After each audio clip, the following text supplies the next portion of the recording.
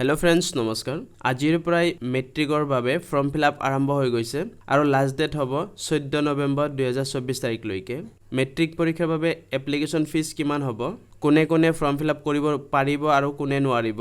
form fill up কেনেকৈ কৰিব লাগিব গটেখিনি কথা এই ভিডিঅ'ৰ জৰিয়তে আলোচনা কৰিম গটিকে ভিডিঅ'টো সম্পূৰ্ণকৈ চাব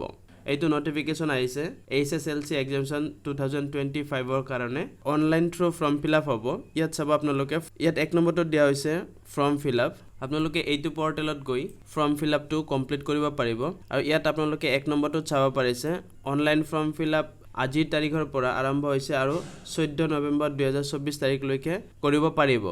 ইয়াৰ আগৰ ভিডিঅ'ত মেট্ৰিকৰ বাবে আৰু 9 ক্লাছৰ বাবে কি সিলেবাস থাকিব তাৰ কাৰণে অলৰেডি এটা ভিডিঅ' বনাইছো ভিডিঅ'টো যদি চোৱা নাই চাই ল'ব পাৰে আপোনালোকে এনেকুৱা ধৰণৰ শিক্ষা আৰু চাকৰিৰ লগত জড়িত নতুন নতুন ভিডিঅ' পাবলৈ চেনেলটো সাবস্ক্ৰাইব কৰি ৰাখিব আৰু ভিডিঅ'বোৰ ভাল পালে এটা লাইক কৰি দিব last date of online payment চালান অনলাইন পেমেন্ট কৰিব পাৰিব 15 নৱেম্বৰ 2024 ৰ পৰা 18 নৱেম্বৰ 2024 তাৰিখ লৈকে আৰু online checklist correction up to 30 November যদি কোনোবাই কাৰেকচন কৰিব লগা হৈছে ভুল হৈছে তেনেহলে 30 নৱেম্বৰ তাৰিখ লৈকে কাৰেকচন কৰিব পাৰিব ইয়াত তলপিনে চাব প্লিজ নোটত দিয়া হৈছে ক্লাস 9 ত যে ৰেজিষ্ট্ৰেচন কৰিছিলে ইউজাৰ আইডি আৰু পাসওয়াৰ্ডটোৰে সেই পাসওয়াৰ্ডটোৰে লগইন কৰিব লাগিব যদি পাসওয়াৰ্ডটো হেৰাই পেলাইছে তেনেহলে কন্টাক্ট কৰিব লাগিব মেম্বাৰ সেক্ৰেটাৰী ইয়াত দেখা পাইছে ৰিজনাল অফিস এডুকেশ্যন বৰ্ডত কন্টাক্ট কৰিব লাগিব ইয়াত সব মেট্ৰিকৰ কাৰণে এডমিশন ফিস হ'ব 800 টকা প্ৰেক্টিকেল এক্সামিনেশন ফিস হ'ব 50 টকা আৰু সেন্টাৰ ফিস হ'ব 350 টকা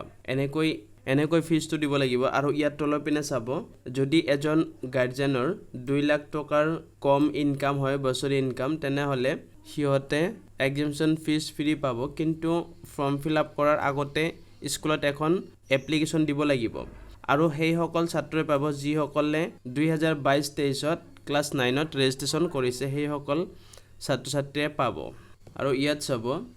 20 ডিসেম্বৰৰ পৰা 29 ডিসেম্বৰ তাৰিখ লৈকে ইন্টাৰনেল এসেসমেন্টটো হ'ব আৰু ইয়াত চাব প্ৰেক্টিকেল এক্সামিনেশন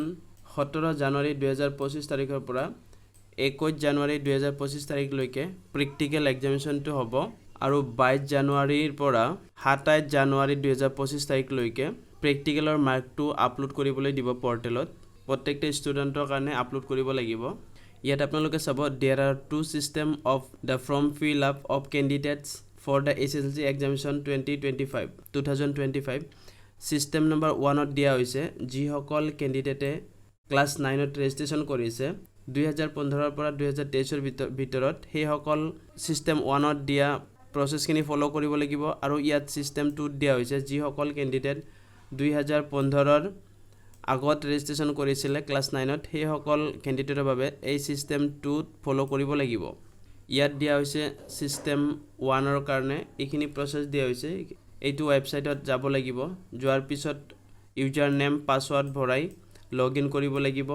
ইয়াত ইনষ্ট্ৰাকচনখিনি দিয়া আছে আপোনালোকে চাই ল'ব 11 নম্বৰ পইণ্টত দিয়া হৈছে আপোনালোকে চাব ইয়াত যি সকল ক্যান্ডিডেটে ইউনিট টেষ্ট পৰীক্ষাত অৱতীৰ্ণ হোৱা নাই SSLC পৰীক্ষাত অৱতীৰ্ণ হোৱা নাই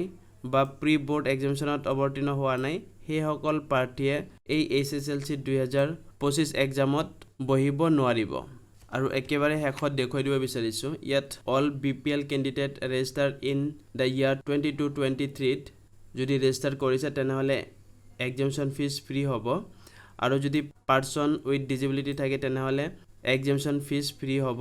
ইয়াত আপোনালোকে চাবলৈ পাইছে শিক্ষা আৰু চাকৰিৰ লগত জড়িত নতুন নতুন ভিডিঅ' পাবলৈ চেনেলটো সাবস্ক্ৰাইব কৰি ৰাখিব আৰু কাষত থকা বেল আইকনটো দবাই ল'ব ধন্যবাদ